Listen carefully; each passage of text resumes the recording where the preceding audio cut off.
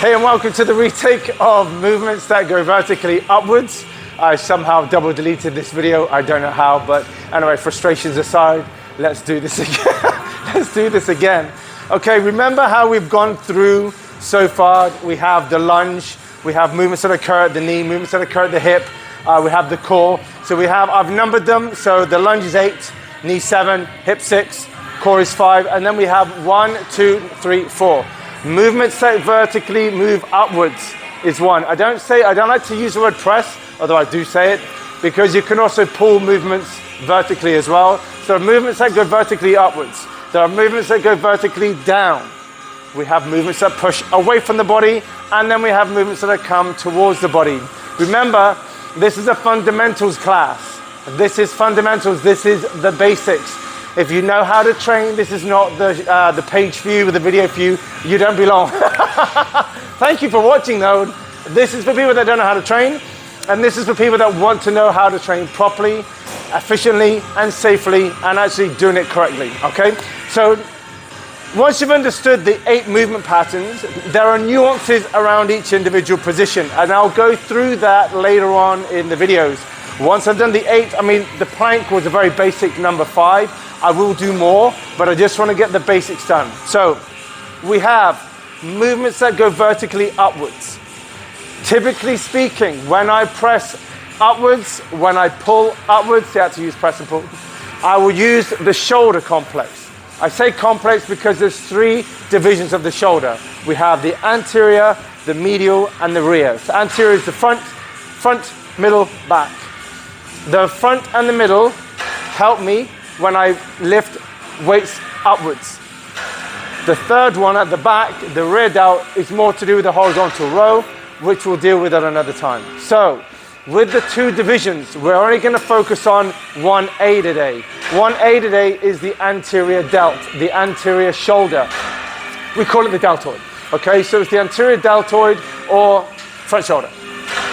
So the anterior deltoid already does a lot of work. Whenever I press away from my body, in front of me, at an incline, and above my head, the anterior deltoid is always working. Even when I row, it does a lot of movements. I will use my anterior deltoid. So it doesn't really need specific isolated attention. Even though I want you to press above your head to use the anterior deltoid, we don't want to isolate it too much, especially if you're new to training, and especially if you're a female. You don't need, listen, there's nothing wrong with doing a front raise. But for the time that you're putting into that front raise could be spent doing something else that I personally believe would be of better value. If you work on the medial aspect of your shoulder or even the rear later on, you're going to find that time that you've allocated to the front could be better off on the side or the back. Okay?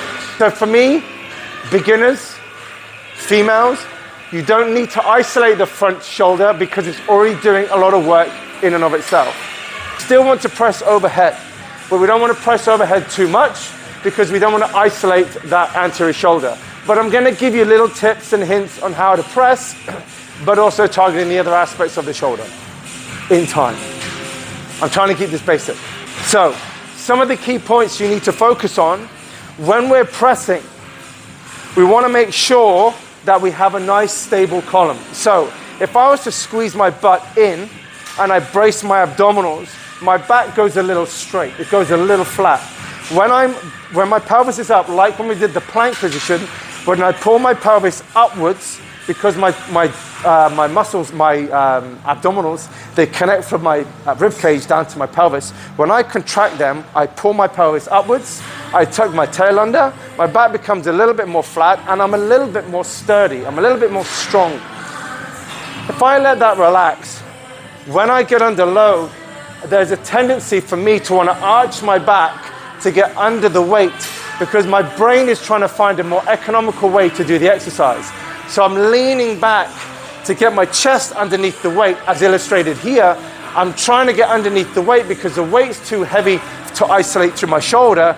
So my brain says, lean back, relax the abdominals, hinge on the facet joints of the spine, and get underneath that weight to get the weight up. Because the brain's thinking the objective is to get the weight above your head. That's not the objective. The objective is to stress and train your anterior shoulder. So we tuck that tail, I'll keep my feet out of the way. We tuck the tail in, we brace, keep the column nice and straight, and we're gonna press above the head. If you can't press above your head, you need to work on mobility beforehand. So, brace, press. We don't want to be pressing here. One, we won't be able to do that. That's a lot of anterior deltoid, but with the weight, we won't be able to lift it up, so the brain will lean back to get up that weight. Now that's, if I have a lack of shoulder flexibility to come here, I have to arch my back to get the weight above my head. And now I'm gonna start hinging on the facet joints of my spine. Not a good thing. So once my column is tight and I can press with my back supported, straight up, straight down, keeping a nice tight column. I can shoulder press with my back unsupported, the same thing, but because I'm not leaning, I won't be able to lift as much load. I can even kneel down with one hand. I can kneel down with two hands. I can even stand up with the weight as well. We can use dumbbells, you can use barbells, you can use kettlebells, you can use anything you want. The key point is you have to keep your body tight. When you're pressing, this has to be straight. If I'm not straight through my column, I'm gonna arch my back, and as I lean back, one, this is switched off. Two, when I lean back, those facet joints hinge on each other to allow me to get the weight up. It allows me to get up more weight, which is great for Instagram, but it doesn't actually allow me to work my abdominals. It hurts my back and it's gonna cause injury. In short, I should have done this at the beginning. There are three divisions of your shoulder: front, middle, back. When we press above the head, we predominantly use the front, a little bit of the middle, which I'll talk about in another video. Don't use the back. Pressing above the head is fine, not too often. Try and reduce front raises for females and beginners, but not because you shouldn't be doing it. Calm down, it's because you're better off doing other things. It's just you're already working this muscle when you press, and when you press. Okay, so try not to isolate it too much here. At least this way we're integrating the triceps, medial head, anterior head, as well as our core. This is really specifically isolating the anterior head. Not that I'm saying don't do it, I'm just saying you're better off doing other things. Have I covered everything? I think I've covered everything. This is 1A. Okay, remember we got 1, 2, 3, 4. This is the shoulder press going vertically upwards, 1A.